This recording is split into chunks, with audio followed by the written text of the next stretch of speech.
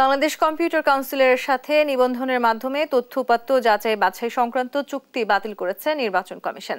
শর্ত না মেনে তথ্য পাচার ও নানা অনিয়মের সত্যতা পাওয়ায় এই চুক্তি বাতিল হয়েছে বলে জানান এনআইডি অনুবিভাগের মহাপরিচালক হুমায়ুন কবির। দুপুরে নির্বাচন কমিশন কার্যালয়ে এক সংবাদ সম্মেলন করে এসব কথা জানান তিনি।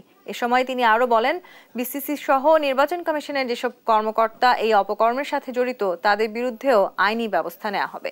এছাড়া মহাপরিচালক আরও জানান, জনগণের ভোগান্তি কমাতে ক্রাশ প্রোগ্রাম চালু করা হবে আগামী জানুয়ারি থেকে, আর পরবর্তী 3 মাসের মধ্যে সমস্ত আবেদন নিষ্পত্তি করা হবে বলেও জানান তিনি।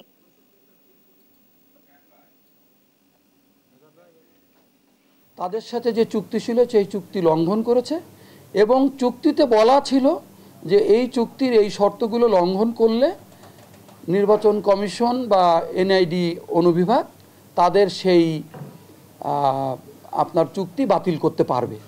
তারই ধারাবাহিকতায় চুক্তিটি বাতিল করা হয়েছে এবং বিসিসির সাথে আমাদের যে এপিআই সংযোগটা ছিল সেটি বিচ্ছিন্ন করে দেওয়া হয়েছে এবং ওনাদেরকে আমরা চিঠি দিয়ে এটা জানিয়ে দিয়েছি।